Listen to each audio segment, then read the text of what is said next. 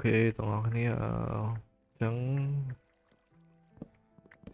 đôi xa lấy ọt đơn thử y tế chẳng đã cặp chữ sân tới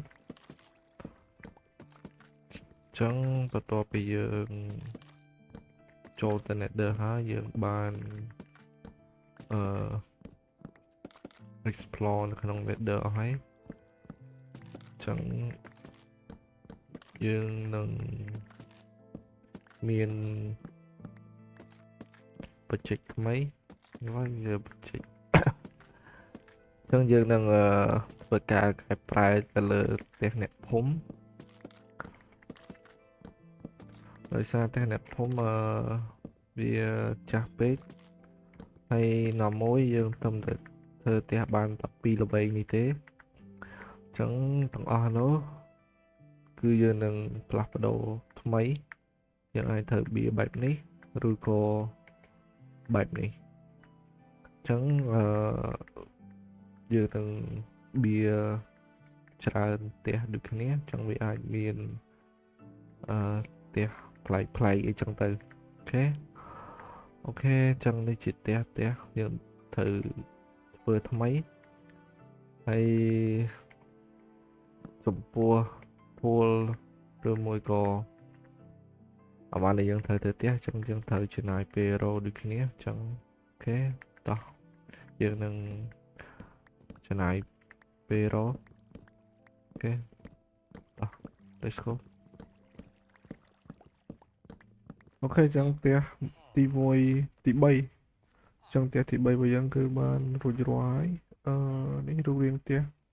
មើលពីខាងក្រៅអូខេហើយនេះគឺខាងចំហៀងខាងក្រោយអូខេមើលមកអូខេនេះរូបចំហៀងចូលដល់ក្នុងគឺនេះកន្លែងធ្វើការរបស់ villager ហើយនៅជាន់លើនេះជា grade ដេករបស់ villager ហើយខាងនេះយើងនឹង add បន្ថែមទៅលើផ្ទាំងគំនូរ painting អូខេនេះហើយនឹងនេះអូខេនេះគឺជារូបរាងផ្ទះដែលយើងមើលពីខាងមុខអូខេហើយនេះរូបរាងផ្ទះដែលយើងមើលពីចំហៀងទៅអូខេចឹងផ្ទះនេះយើងបានហើយមួយទៀតអីចឹងយើងនៅសល់ផ្ទះច្រើនទៀតដែលយើងនឹងបៀឡើងវិញទាំងអស់ដូចផ្ទះខាងនេះហើយយើងធ្វើបៀសាថ្មីហើយនៅខាងនោះច្រើនកន្លែងដែរចឹងប្រហែលជាចំណាយពេលយូរបៀអីតែដៃទីខ្ញុំនៅតែបៀចឹងអូខេដល់នេះឥឡូវផ្ទះមួយទៀតគឺបាន60% ទៅអានេះរូបរាងផ្ទះពីខាងក្រោយអូខេអានេះពីចំហៀងហើយឥឡូវយើងចូលមើលនៅខាងក្នុងមាននេះផ្នែកខាងក្រោយនៃចំហៀងនេះផ្នែកខាងមុខហើយនេះផ្នែកចំហៀងហើយកន្លែងនេះយើងមាន villager គេហើយនៅខាងនេះយើងនឹងធ្វើជាបន្ទប់ដេកអានេះកន្លែងរបស់ villager ហើយកន្លែងនេះយើង decor ទៅជា storage room ចឹងយើងនឹងបន្តទៀតអូខេតោះអូខេទាំងអស់គ្នាឥឡូវផ្ទះរបស់យើងគឺហើយនៅសល់តាហើយយើង decor នៅខាងក្រៅនេះដូចដាក់ផ្កាដាក់អីហ្នឹងហើយ lantern អូខេហើយនៅខាងក្នុងនេះយើងមានចូលមកយើងមានកន្លែងអានេះ storage room របស់យើងពីខាងនេះអានេះកន្លែង villager ហើយខ្ញុំទុកត villager librarian ណាអូខេហើយមានខាងនេះមួយទៀតតែដោយសារអត់តន់មាន villager គ្រប់ហើយខាងនេះខាង credit ហើយខាងនេះយើងក៏អត់តន់ decor ថែមតិចតួចអូខេខាងនេះក៏ដូចគ្នាដែរអូខេនេះគឺមើលរូបរាងផ្ទះទៅគឺមើលពីទ្វារចូលខាងជៀនហើយនៅខាងនេះចឹងយើងមានប៉ុណ្ណឹងអូខេហើយរូបរាងផ្ទះដែលមើលពីខាងមុខតោះយើងបន្តទៅកទៀតអូខេទាំងអស់គ្នាឥឡូវខាងក្រោយយើងបាន decor ហើយយើងនៅសពនៅខាងក្នុងចង់ let's go អូខេទាំងអស់គ្នាឥឡូវយើង decor ហើយនៅសល់តែខាងនេះមួយទៀតទេអូខេ let's go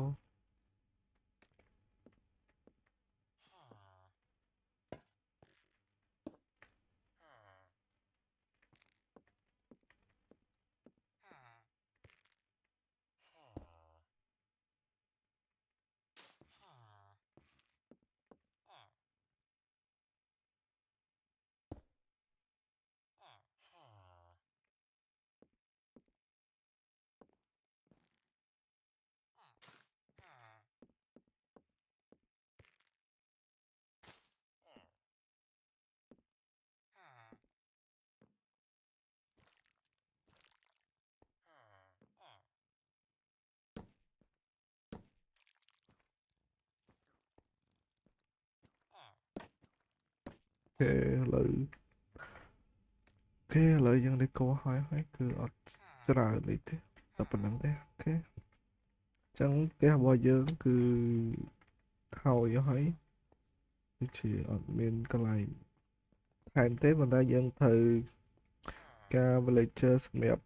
ទុក trade នៅខាងនេះដោយសារខាងនេះយើងមាន2នាក់ហើយ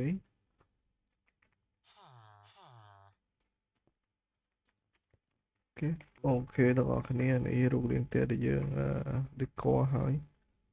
ចឹងនេះផ្នែកខាងមុខអូខេនេះរូបរាងផ្ទះផ្នែកចំហៀងអូខេ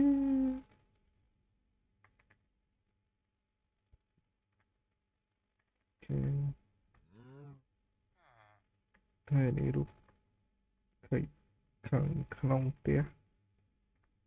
គេតោះផ្ទះរបស់យើងគឺមានតែប៉ុណ្្នឹងទេគេតោះយើង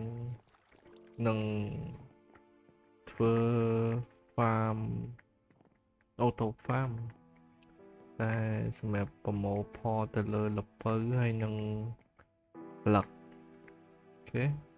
តោះអញ្ចឹងមុនដែលយើងធ្វើ farm យើងត្រូវការ material មួយចំនួនដូចជា piston ហើយនឹង observer អូខេតោះអូខេ let's go អូខេនេះ observer អញ្ចឹងយើងក្រាស់យកមកទៅអូខេអញ្ចឹងយើងធ្វើឲ្យច្រើនទៅយើងទុកប្រើអូខេ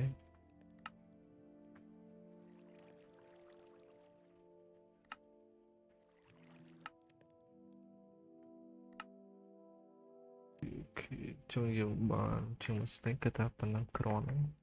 ហើយយើងធ្វើទៀតអូខេហើយរបស់ចុងក្រោយគឺយើងត្រូវការដែកអូខេហើយយើងត្រូវការ redstone ដែរសម្រាប់ធ្វើ piston គេបាន22អូខេឥឡូវយើងបាន mistake ជាងហើយ observer ដូចគ្នាអូខេនេះយើងទុកសិនទៅអូខេបាទជីកថ្មនេះសម្រាប់យើងយកមកធ្វើកន្លែងfarm ចឹងឥឡូវចាប់ផ្ដើមទៅ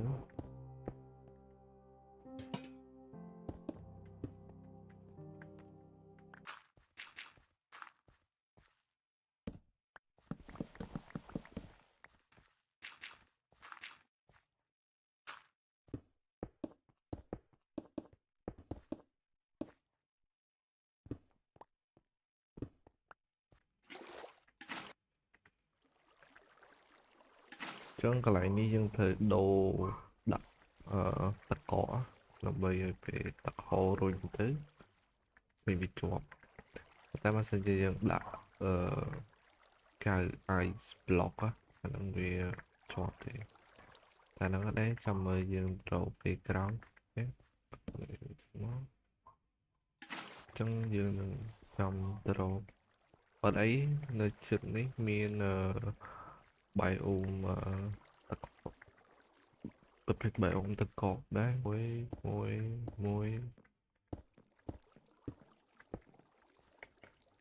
ូខេ perfect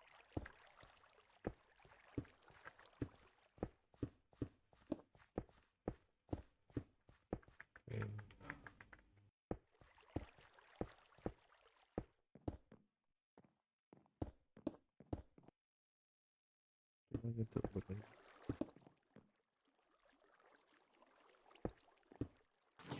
អូខេ that's it អូខេដល់ថាយើងធ្វើត្រូវចង់ផ្លេចបាត់ហើយទាំងអស់គ្នាហ្វាមនេះយើងធ្វើយូរដែរតែផ្លេចអាហ្នឹងយើងអាចដាក់redstone មកជួរក៏បានតែយើងអត់សូវមាន redstone เนาะអញ្ចឹងយើងធ្វើតាមហ្នឹងទៅ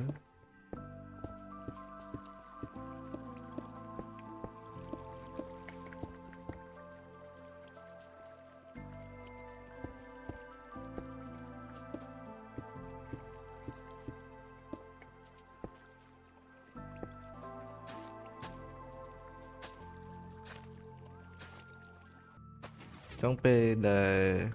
អបលពៅវាចេញផ្លែមកវាធ្វើឲ្យ piston នេះដំណើរការអប silver ដំណើរការ piston នេះរុញយើងបាទ yeah like that ដាំមកទៅអូខេឥឡូវ farm របស់យើងគឺធ្វើហើយអានេះខាង farm ឡឹកអូខេចឹងយើងនឹងធ្វើ storage room នៅខាងក្រោមនេះហើយប្រភេទអាឡឹកពេលដែល piston push មកវា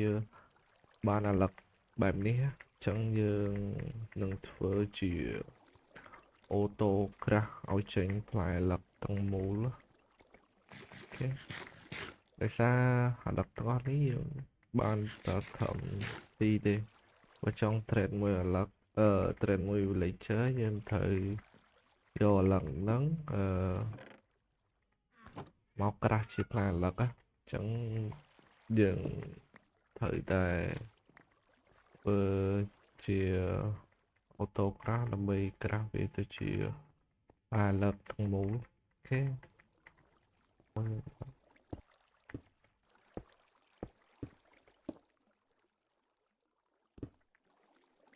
មកយើងដាក់piston នេះ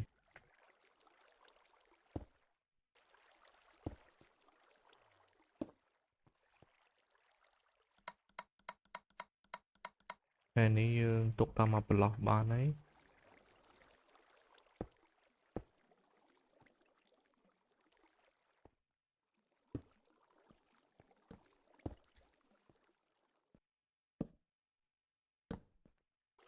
ក្រោយយើងដាក់មកអូខេ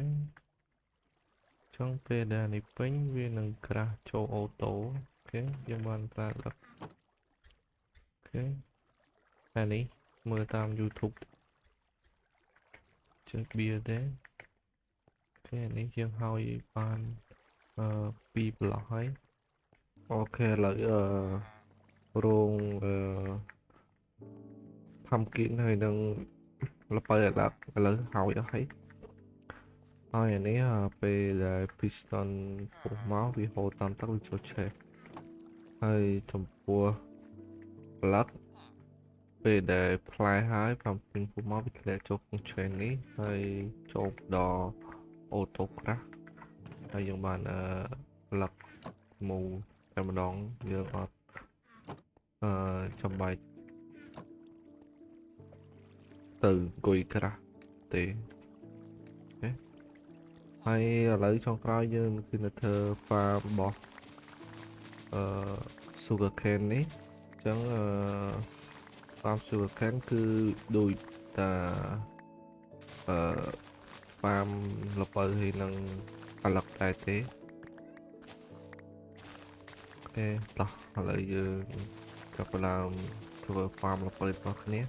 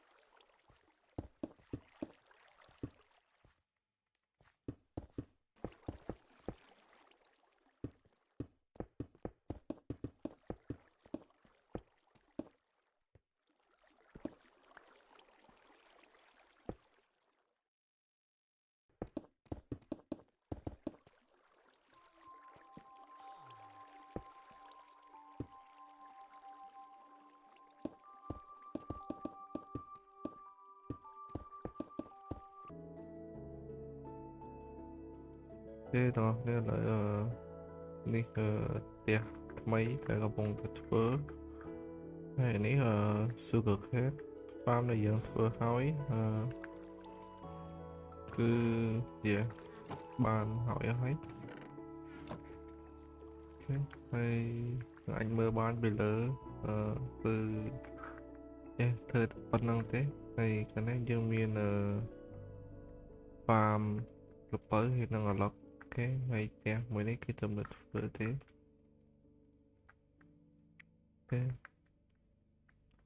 គេតោះគេគេចង់វគ្គហ្នឹងយើងមានតែប៉ុណ្្នឹងទេហើយចំពោះវគ្គក្រោយពួកយើងនឹងទៅ stronghold ពួកយើងទៅ stronghold ដើម្បីទៅវាយនេះអូខេចាំជួបគ្នានៅវីដេអូក្រោយ thank you